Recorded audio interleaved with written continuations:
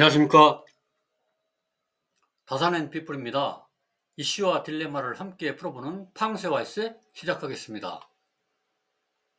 시기적으로 좀 이른감이 있기는 합니다만은 금년도 하반기 국내 주식시장에 대한 전망을 살펴보겠습니다. 트럼프 대통령에 의한 관세 전쟁이 진행 중이고 탄핵 정국이 끝나고 대선 모드에 접어들었지만 하반기에는 이러한 이슈들이 모두 정리될 것으로 보이고 금리도 인하되면서 우리 경제가 숨통을 트일 전망이어서 주식시장에 대한 기대가 크다고 봅니다. 무엇보다도 지난해 한국 국채가 글로벌 금융시장 큰손들의 쇼핑 리스트에 공식적으로 포함됐습니다. 2조 5천억 달러의 자금을 움직이는 세계 최대 채권 지수인 세계 국채 지수에 한국이 들어가게 된 것이죠. 금년 하반기부터 세계 국채 지수에 따라 자금을 배분하는 외국 자금이 대거 국내 채권 시장으로 유입되면 달러를 원화로 바꾸려는 수요가 늘어서 달러 대비 원화 환율도 하락할 것으로 예상됩니다. 우리 기업들의 자금 조달 비용을 낮추고 외환 시장도 안정화하는 효과를 가져올 수 있을는지 기대됩니다. 파이낸셜 타임스 스톡 익스체인지 러셀은 금년 11월부터 한국을 세계 국채 지수에 편입한다고 밝혔습니다. 2022년 9월 편입 직전 단계인 관찰 대상국에 지정된 지 2년 만입니다. 세계 국채 지수에서 한국 국채가 차지하는 비율은 2.22%가 될 것으로 추산됩니다. 미국, 일본, 중국, 프랑스, 이탈리아, 독일, 영국, 스페인에 이어서 9번째로 큰 규모입니다. 그에 따라서 유입될 것으로 예상되는 해외 자금은 75조 원이 넘을 것으로 봅니다. 정부는 한국 국채에 대한 해외 관심이 높아지는 데 따른 효과까지 고려하면은 최대 90조 원에 달하는 외국 자금이 국채 시장에 들어올 것으로 기대하고 있습니다. 지금껏 세계 국채 시장에 편입된 국가는 25개국으로 미국, 영국, 일본 등 금융 선진국이거나 중국이나 멕시코, 남아공처럼 각 지역을 대표하는 국가들이었습니다. 이 때문에 세계 국채 지수에 포함되는 게 글로벌 대표 금융시장으로 평가받는 기준으로 통용되고 있죠. 세계 국채 지수는 세계 최대 채권 지수입니다. 블룸버그 바클레이스의 글로벌 종합지수, JP모건의 신흥국 국채지수와 함께 세계 3대 채권지수로 불리죠. 세계 국채지수에 편입됐다는 것만으로도 막대한 해외 자금이 유입될 것으로 기대하는 이유입니다.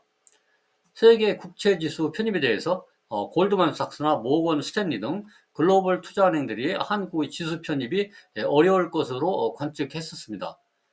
한국은 2022년 9월 보고서에서 편입을 앞둔 국가인 관찰 대상국에 포함된 이후에 줄곧 편입을 시도했었고 작년 3월까지 3차례에 걸쳐서 고배를 마셨으나 4번째 도전에 성공한 것입니다.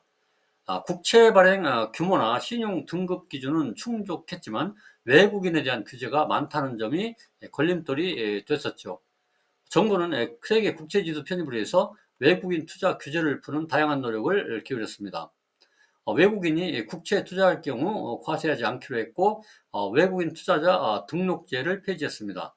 외국인이 별도의 국내 계좌를 만들지 않고도 국채를 사들일 수 있도록 국제 예탁 결제 기구인 유로클리어 클리어스트림의 국채 통합 계좌를 개설했습니다. 그리고 외환시장 마감 시간을 오후 3시 30분에서 새벽 2시까지로 연장했습니다. 외국인은 2,600조 원 가까운 국내 상장 채권 시장의 10%인 259조 원어치를 보유하고 있습니다. 지난해 8월 기준 외국인의 한국 국채 보유액은 238조 원 수준인데 외국인이 국내 채권을 대부분 국채로 갖고 있다는 뜻입니다.